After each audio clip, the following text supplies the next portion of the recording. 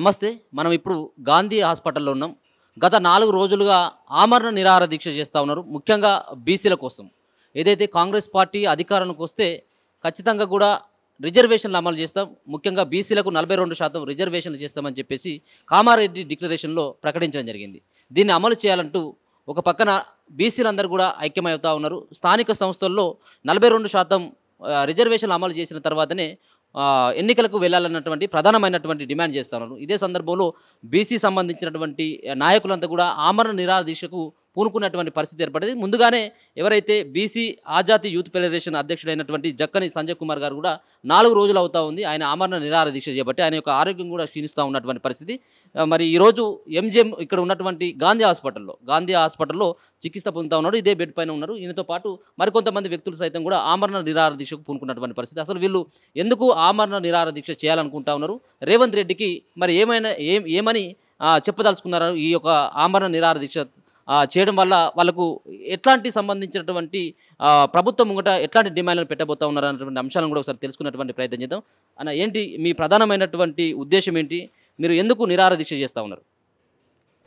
అన్న, కామారెడ్డిలో ఎన్నికల సభ నిర్వహించినటువంటి సందర్భంలో కాంగ్రెస్ పార్టీ బీసీ డిక్లరేషన్ పేరిట పలు అంశాలలో కూడినటువంటి హామీలను బీసీలకు ఇవ్వడం జరిగింది. అందులో ప్రధానమైనటువంటివి సమగ్ర కులగణన అధికారంలోకి వచ్చిన 100 రోజుల్లోనే చేపడతామనేది. రెండవది, ఈ రాష్ట్రంలో స్థానిక సంస్థల ఎన్నికల్లో బీసీలకు ఇప్పుడు 23% ఉన్నటువంటి రిజర్వేషన్ వాటాను 42%కి పెంచుతామని, తర్వాత బడ్జెట్లో ప్రతి ఏటా 20,000 కోట్ల రూపాయలు బడ్జెట్ బీసీలకు కేటాయించి 5 సంవత్సరాల్లో 1,00,000 కోట్ల బడ్జెట్ ఇస్తామని, ఇట్లా చాలా అంశాలను కూడినటువంటి మేనిఫెస్టో వాళ్ళు రిలీజ్ చేయడం జరిగింది. కానీ కాంగ్రెస్ పార్టీ అధికారంలోకి వచ్చిన తర్వాత ఇవాళ ముఖ్యమంత్రిగా ఉన్నటువంటి రేవంత్ రెడ్డి గారు కేవలం తన సామాజిక వర్గ సంక్షేమం కోసం మాత్రమే పనిచేస్తున్నట్టుగా పరిస్థితి తప్ప బీసీల విషయంలో అన్ని హామీలన్నీ కూడా మోసం చేస్తూ వస్తూ ఉన్నాడు. 100 రోజుల్లో చేస్తున్నటువంటి కులగణన ఇప్పటి వరకు కూడా చేయలేదు. స్థానిక సంస్థల్లో బీసీలకు 42% వాటా అమలు చేస్తానటువంటి హామీ అది తప్పుదోవ పట్టించేటువంటి ప్రయత్నం చేస్తూ ఉన్నాడు, మోసం చేసే ప్రయత్నం చేస్తూ ఉన్నాడు. అదే రకంగా ఈ 1,00,000 కోట్ల బడ్జెట్, అందులో సంవత్సరానికి 20,000 కోట్ల బడ్జెట్లో మనకి ఇచ్చింది ఈసారి 9,000 కోట్లు మాత్రమే. అన్ని హామీలన్నీ కూడా బూటకపు హామీలుగా మారిపోయినటువంటి పరిస్థితి ఉన్న సందర్భంలో గత 5 నెలలుగా బీసీ సంఘాలన్నీ కలిసి మేము హైదరాబాద్ వేదికగా తెలంగాణ రాష్ట్రంలో ఉన్నటువంటి అన్ని జిల్లాల వేదికలుగా చేసుకొని బీసీ ఉద్యమాలు చేస్తూ ఉన్నాం. అందులో కులగణన చేపట్టాలనేటువంటి ప్రధానమైన అంశం, స్థానిక సంస్థల్లో 42% వాటా పెంచాలనేటువంటి అంశం మీద మేము పోరాటం చేస్తూ ఉన్నాం. కానీ ఈ గౌరవ ముఖ్యమంత్రి గారు కానీ, మంత్రివర్గం కానీ, మంత్రి పొన్నం ప్రభాకర్ అన్న కానీ దాని విషయంలో తప్పుదోవ పట్టించేటువంటి క్రమంలో ఉన్నారు.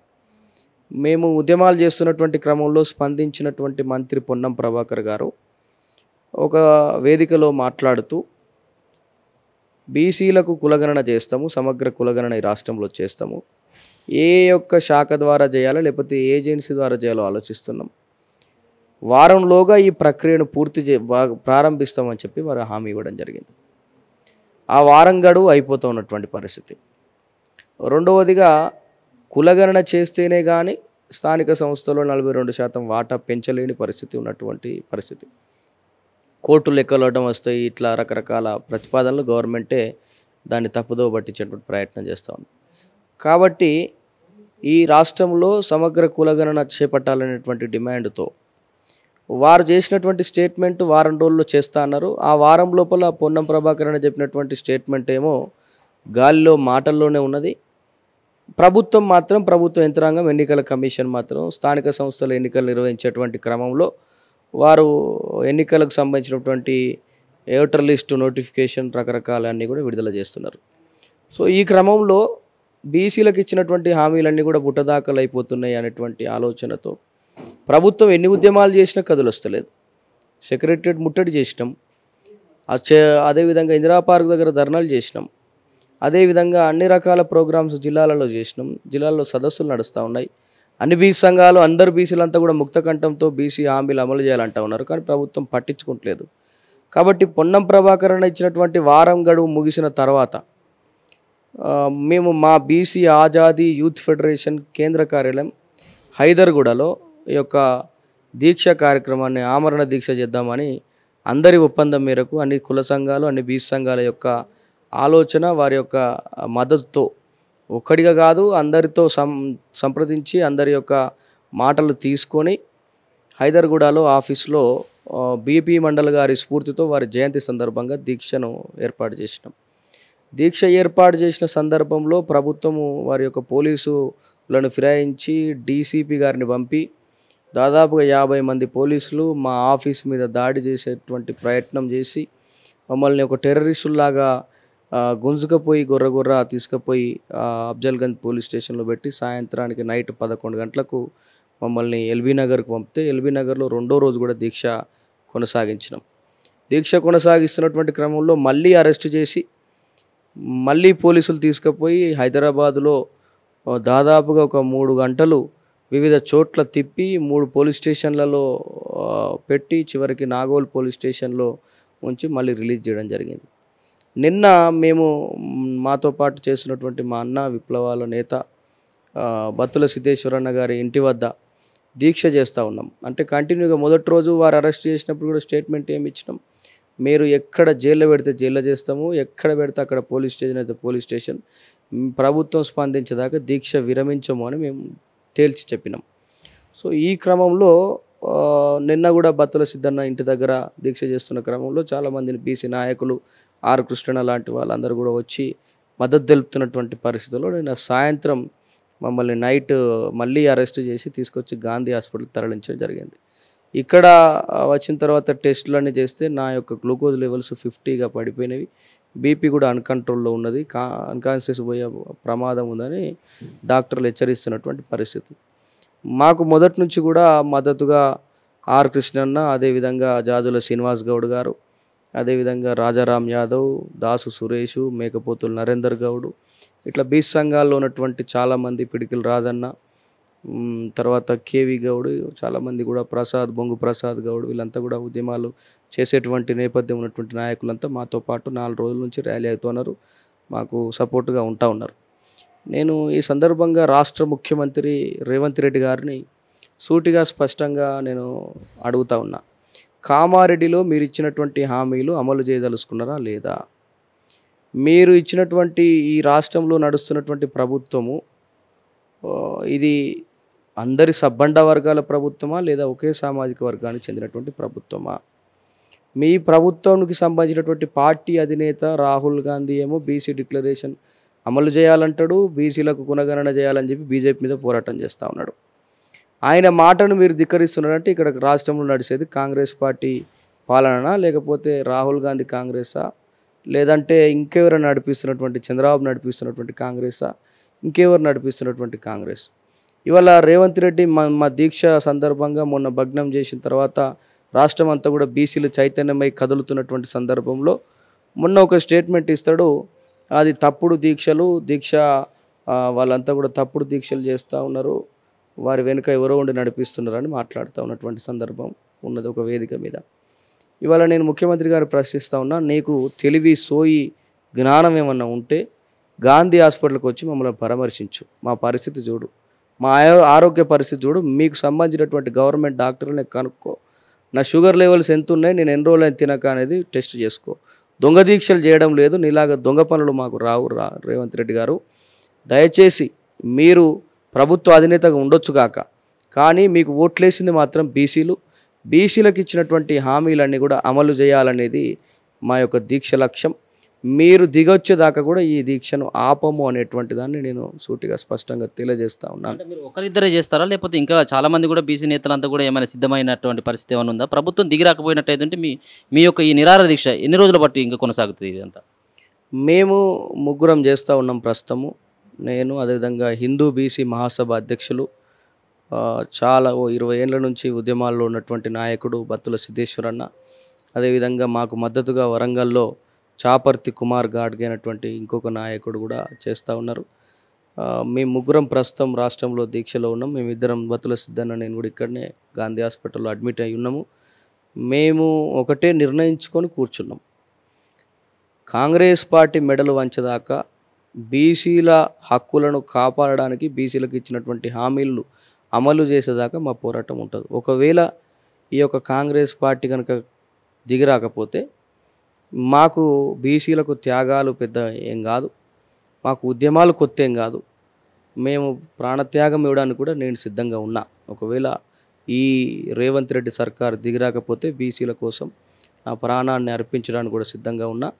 ఆ ప్రాణం అర్పించిన తర్వాత ఈ రాష్ట్రంలో ఏం జరుగుతుందో, ఈ 3 కోట్ల మంది బీసీల యొక్క ఉద్యమ ప్రళయానికి రేవంత్ రెడ్డి పరిస్థితి ఎట్లుంటుందో ఆయనే గమనించుకోవాలా. కాబట్టి వెంటనే స్పందించాలి ముఖ్యమంత్రి గారు అని చెప్పేసి నేను డిమాండ్ చేస్తూ ఉన్నాను. అంటే మీరు ఇటీవల ఏమైనా ఆయన కలిసేటువంటి ప్రయత్నం ఏమైనా చేయడం జరిగిందా? బీసీలు అయినటువంటి బీసీ మంత్రులు కూడా ఒక పక్కన కొండా సురేఖ గారు ఉన్నారు, మంత్రి పొన్నం ప్రభాకర్ ఉన్నారు. ఆయన ఏమైనా కలిసేటువంటి ప్రయత్నం చేయాలి? ఒకవేళ కలిస్తే ఎట్లాంటి సమాధానం వచ్చింది? మాకు సంబంధించినటువంటి ప్రతినిధులు మా నాయకులు కలుస్తూ ఉన్నారు. ఆర్ కృష్ణన్న కలుస్తూ ఉన్నాడు, అదేవిధంగా చిరంజీవి ఐఏఎస్ గారు కలుస్తూ ఉన్నారు, జాదుల సీనన్న కలుస్తూ ఉన్నారు.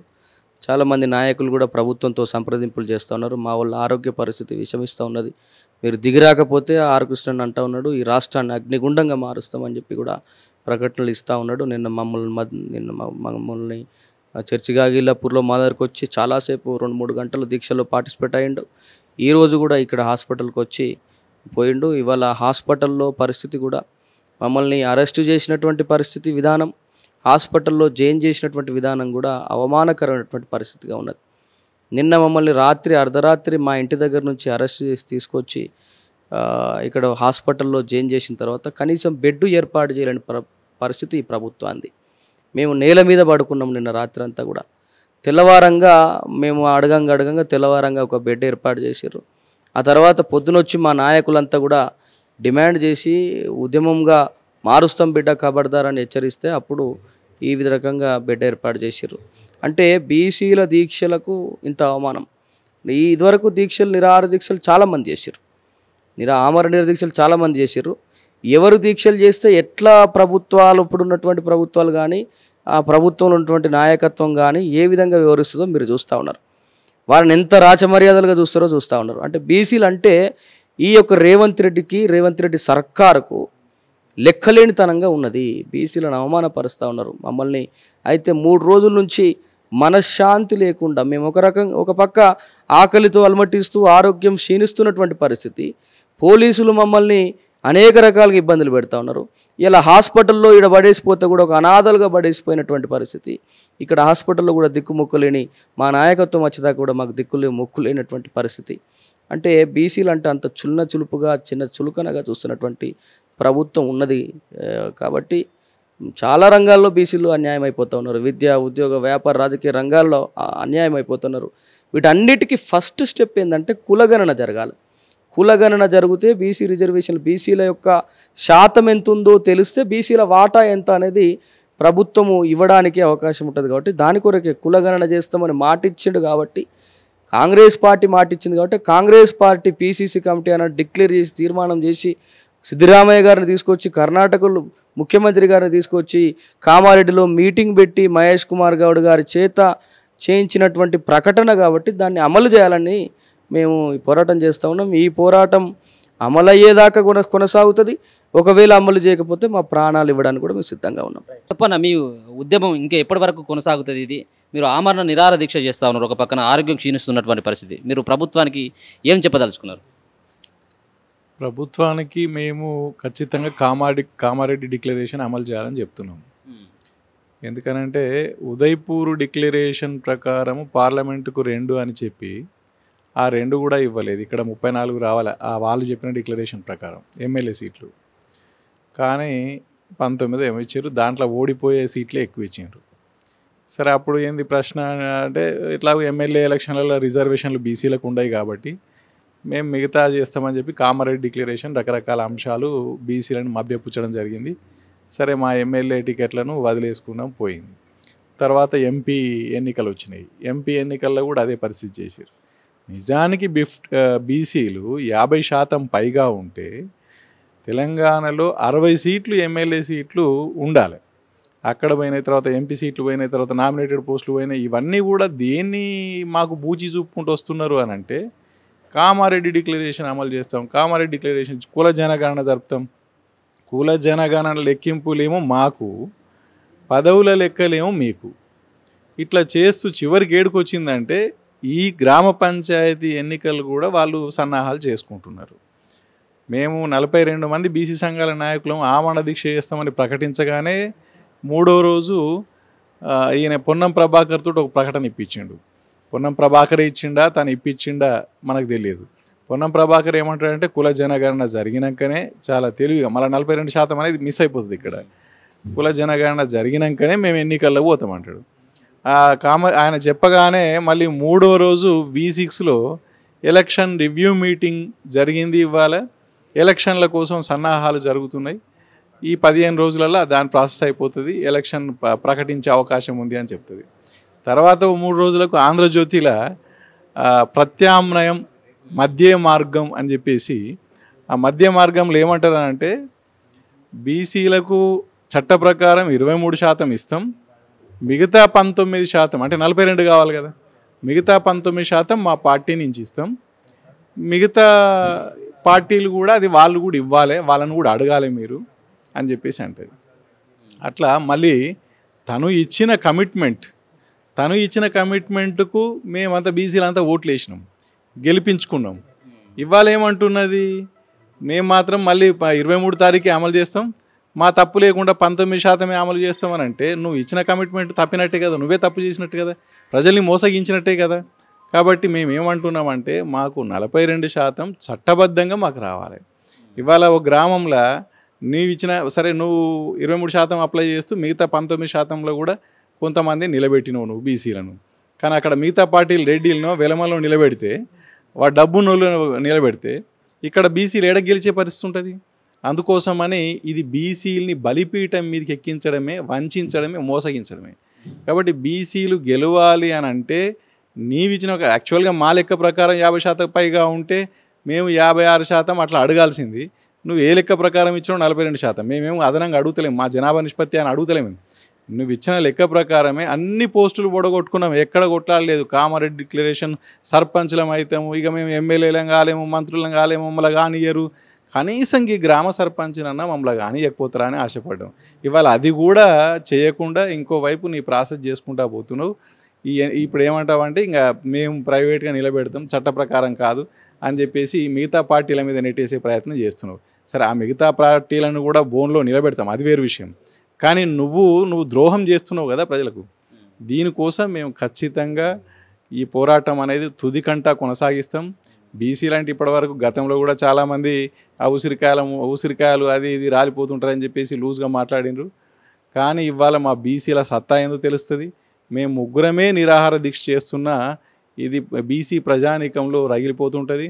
రేపు ఇంకా ఎక్కువ మంది కూడా రోడ్ల మీదకి వస్తారు, ఎంతోమంది నిరాహార దీక్షలు చేస్తారు, అనేక పోరాటాలు చేస్తారు. ఓట్ల సందర్భంలో నీకు బుద్ధి చెప్తారు.